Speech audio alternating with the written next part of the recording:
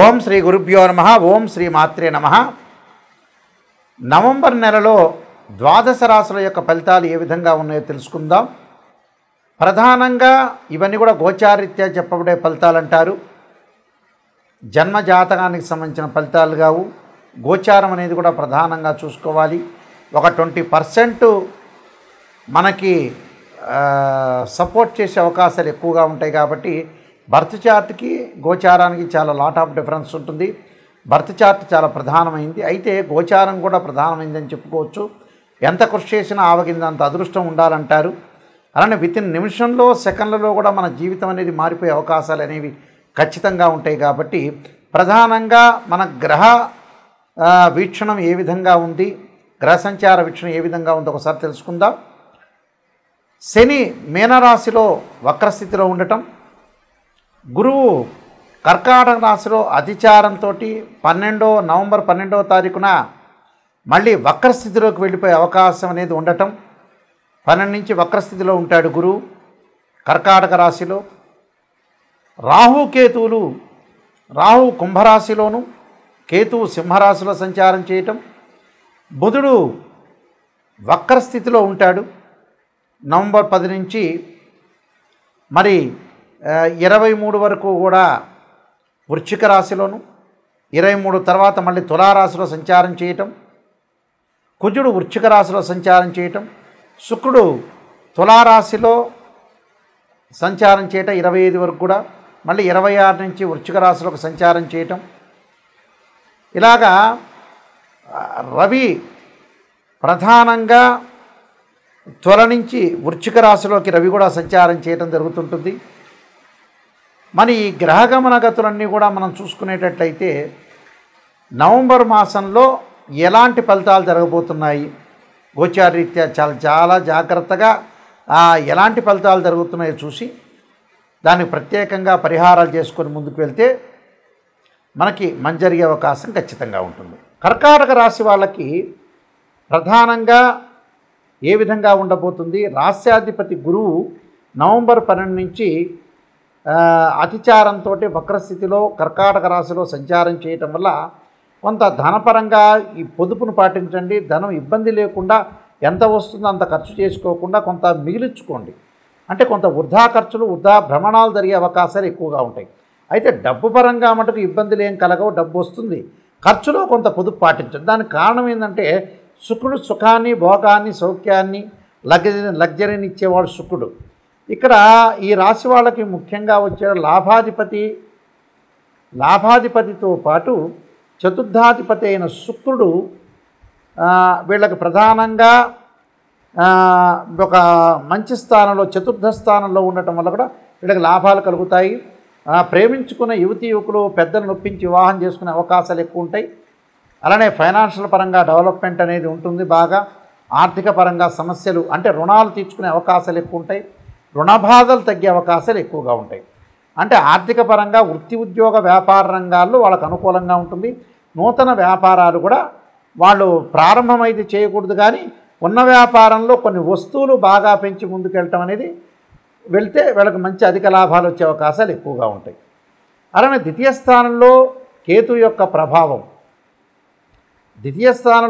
యొక్క ప్రభావం వల్ల భార్య భర్తల మధ్యలో సర్దుబాటుతనము, డిఫరెన్స్ ఆఫ్ ఒపీనియన్స్ లేకుండా భర్త ఒక మాట అంటే భార్య ఒక మాట అనుకొని సర్దుకొని పోవాలి. సర్దుకొని పోతేనే వీళ్ళకి కుటుంబ పరంగా ఇబ్బందులు లేకుండా బంధుమిత్రులతో కొంత సహనంగా ప్రవర్తించి ముందుకు వెళ్ళటం చాలా మంచిది. అలానే శని యొక్క ప్రభావం, శని భాగ్యస్థానంలో ఉంటాడు. అంటే శని భాగ్యస్థానంలో ఉండటం వల్ల ఆరోగ్యపరంగా దీర్ఘకాలిక వ్యాధులు రాకుండా కొద్దిగా అప్రమత్తంగా ఉండటం చాలా మంచిది.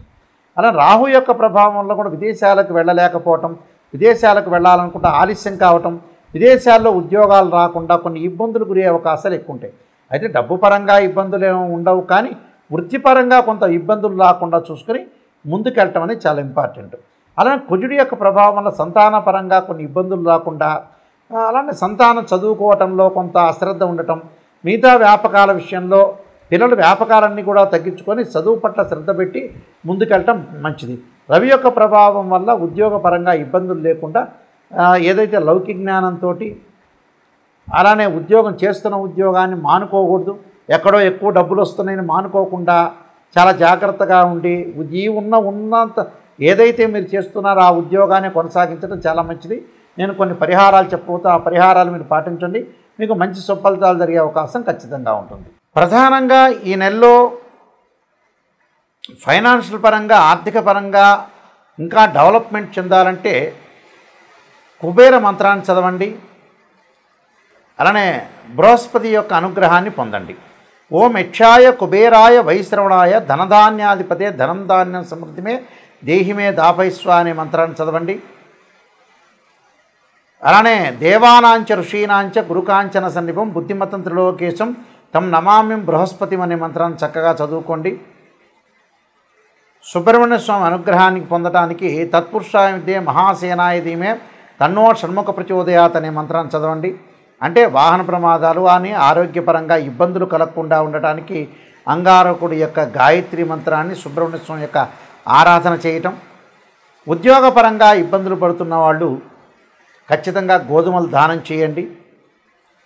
గోధుమలతో పాటు ఆదిత్యాయుజ్ఞే సహస్రకిరణాయ ధీమే తన్నో భాను ప్రచోదయాత్ అనే మంత్రాన్ని, సంతానం లేని వారు తప్పకుండా సంతాన పాశుపతాస్త్ర రుద్రాభిషేకము, సంతాన గోపాలకృష్ణ మంత్రం చదవండి.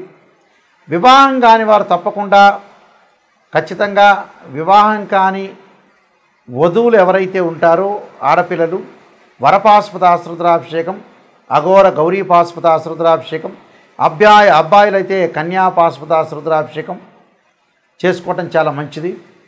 ఆరోగ్యపరంగా ఇబ్బందులు ఉన్నవాళ్ళు శరీరే జర్జరీభూతే వ్యాధిగ్రస్తే కళేబరి ఔషధం జాహ్నవీతోయం వైద్యో నారాయణరి అనే మంత్రాన్ని చక్కగా చదువుకోండి. అయితే ప్రతి సమస్యకు ఒక పరిష్కారం అనేది ఉంటుంది. మీరు నా నెంబర్కి మీరు ఫోన్ చేయొచ్చు, విషయాలన్నీ కూడా తెలుసుకోవచ్చు. ఎప్పుడు కూడా జ్యోతిష్యం ప్రకారంగా జాతకాన్ని మనం చూసుకునేటప్పుడు నిజాన్ని తెలుసుకోండి.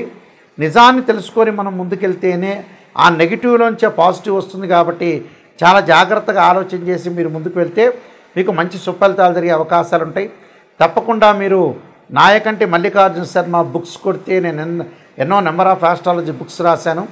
కాలసర్పయోగము, కాలసర్పయోగ చంద్రిక, రాహుకేతులు, ఛాయాగ్రహాలు, అలానే స్వప్నశాస్త్ర ఫలదీపిక, పుత్రగణపతి వ్రతము, జాతక చంద్రిక, వివాహ మార్తాండము, అలానే బృహత్ పరిహార సింధు, సర్వదేవతా గోత్రపురులు, ప్రొడక్షన్ ఆఫ్ ఆస్ట్రాలజీ, అలానే నెంబర్ ఆఫ్ ఆస్ట్రాలజీ బుక్స్ రాశాను. ఆ బుక్స్ కూడా మీరు చదువుకోవచ్చు. తప్పకుండా మోహన్ పబ్లికేషన్ వాళ్ళ దగ్గర దొరుకుతాయి. మా దగ్గర కూడా ఈ పుస్తకాలన్నీ కూడా లభించే అవకాశం అనేది ఒకటి ఉంటుంది.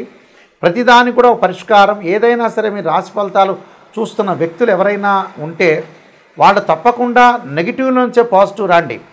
అయ్యో నాయకంటి గారు ఇలా చెబుతున్నారని బాధపడద్దండి, నిజాన్ని చెబుతాను.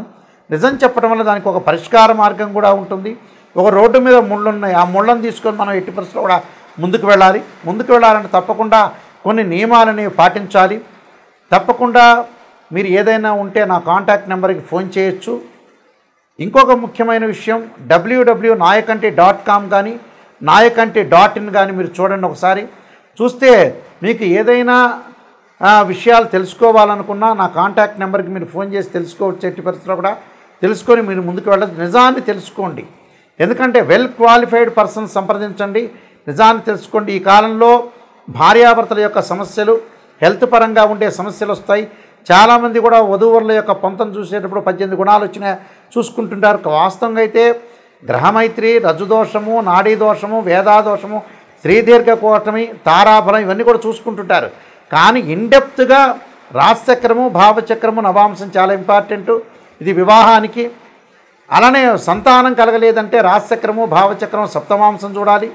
ఉద్యోగపరంగా ఇబ్బందులు కలుగుతున్నాయంటే రాశిచక్రము, భావచక్రము, దశమాంశ చక్రాన్ని చూడాలి. ఇలా మనకి D16 చార్ట్స్ చాలా ఉన్నాయి. ఇలాంటివన్నీ కూడా మ్యాథమెటికల్ క్యాలిక్యులేషన్ చేసి ఉచ్చ, నీచ, ద్వాదశ భావాలు, రాశ్యాధిపతులు, ఏదైతే ఆ గడిలో ఉన్న ప్లానెట్, ఇవన్నీ కూడా ఎన్నో మనం జాతకపరంగా ఎన్నో ఎనాలిసిస్ చేసి మాత్రమే జాతకాన్ని చెప్పాలి. కానీ మిడిమిడి జ్ఞానంతో చెప్పేవాళ్ళు ఎప్పుడూ కూడా చాలామంది కూడా పొరపాటు పడుతున్నారు. నిజాన్ని తెలుసుకోండి. ఎవరైనా సరే నా దగ్గరికి వచ్చేవాళ్ళు జాతకాన్ని సంప్రదించండి. జాతకాన్ని సంప్రదించేటప్పుడు తప్పకుండా ఒక వాయిస్ రికార్డింగ్ అనేది పెట్టుకోండి. సహజంగా కుజదోషం అంటారు 2, 4, 7, 8, 12 స్థానాల్లో కుజదోషం అనేది ఉంటుంది. కొన్ని నక్షత్రాలకు ఎగ్జంప్షన్ ఉంటుంది, కొన్ని లగ్నాలకు ఎగ్జంప్షన్ ఉంటుంది, కొన్ని రాసులకు కూడా కుజదోషం అనేది వర్తించదు. అలానే శుక్రదోషం కానీ, కుజదోషం కానీ, రవిదోషం కానీ రకరకాల దోషాలు ఉంటాయి. కానీ బర్త్ చార్ట్ చాలా ముఖ్యం. గోచారం అనేది 20% సపోర్ట్ ఉంటే ఒక చెట్టుకి వేళ్ళు అనేది బర్త్ చార్ట్. అక్కడుండే ఆకులు ఎప్పుడూ కూడా రాలిపోతూ ఉంటాయి. అది గోచారం అంటారు. తప్పకుండా మీరు తెలుసుకోండి. మీ అందరికీ కూడా మంచి జరగాలని ఆశిస్తూ సర్వే జనా సుఖినో భవంతు.